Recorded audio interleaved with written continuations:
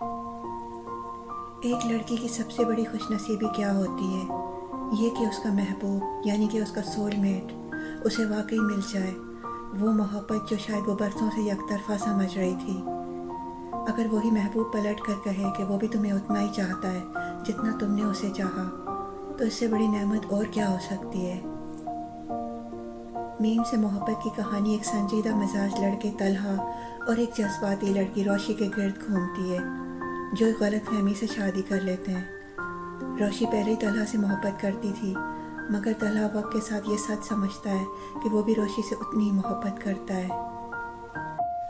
ڈرامے کا اختتام خوشگوار ہوا، روشی نے طلحہ کو معاف کر دیا اور واپس اپنے گھر آ گئی، اور ناظرین اس انجام سے خوش دکھائی دیے جس کا وہ انتظار کر رہے تھے۔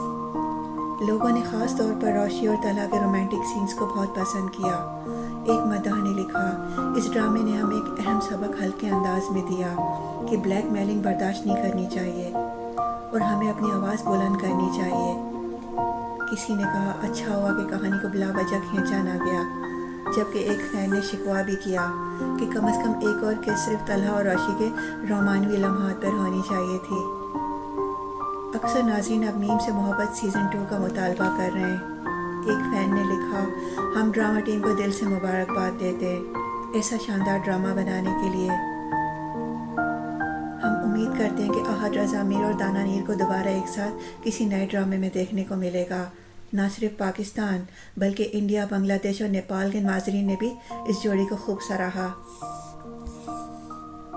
ان دونوں کی اداکاری کو بے حد پسند کیا گیا۔